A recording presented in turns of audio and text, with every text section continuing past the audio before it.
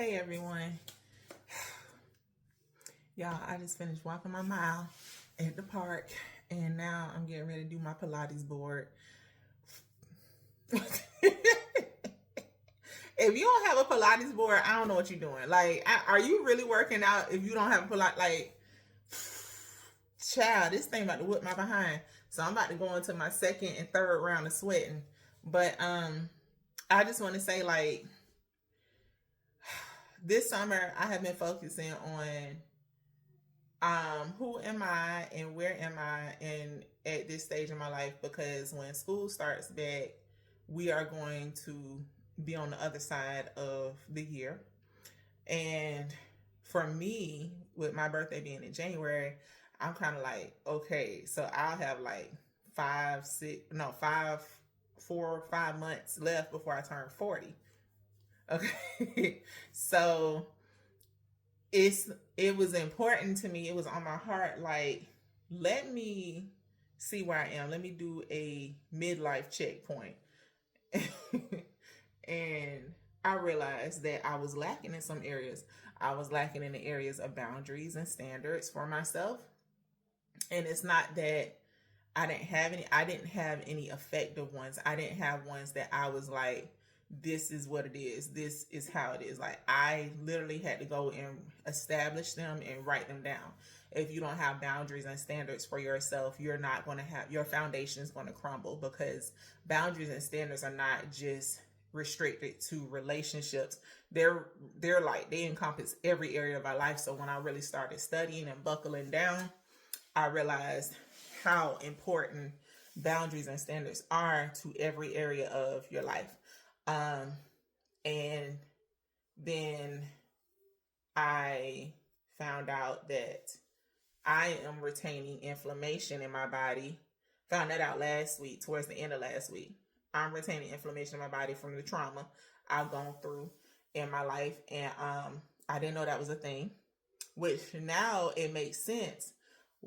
For the longest time, like, my doctor, she has been trying to figure out, like, why is your white blood cell count so low? Why is it not picking up? Like, getting ready to basically have me get tested for like autoimmune diseases and stuff like that.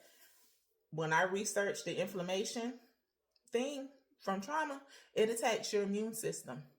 Did not know that. So now when I go back to the doctor, I'll be able to tell her, like, this is what's happening. I'm full of inflammation or whatever. Well, hopefully by that time, the inflammation, most of it will be out of my system. So I'm working on that. Then I realized this morning how beneficial walking is. Walking actually acts as EDMR or EMDR, whatever, them letters. I don't ask me what the technical name is. Basically, it's a process, it's a technique to help people who have experienced trauma in their lives. It helps to release it, and it's other stuff, but I'm not a psychologist, so I can't give you the technical definitions and everything like that. But basically, it helps to release the trauma in a safe way. And I have done some EDMR sessions with my therapist, but walking and running.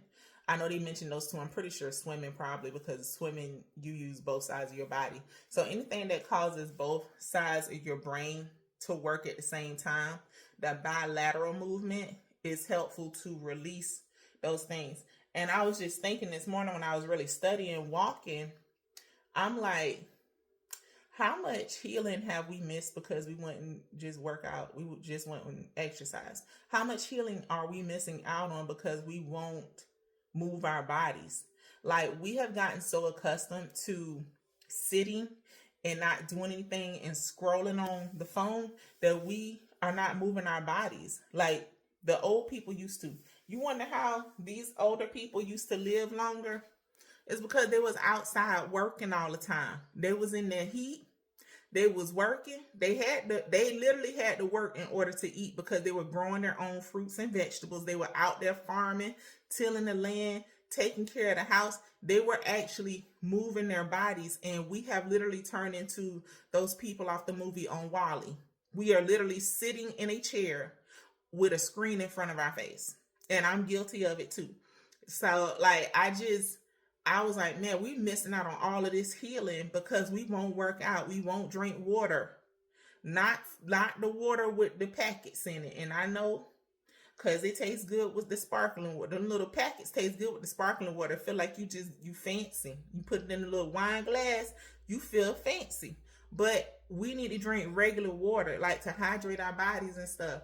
So like, I was just thinking about all of this stuff. God literally put all of this stuff in our face and we don't take advantage of it. And he just sitting there like, you praying for healing, but you ain't walk.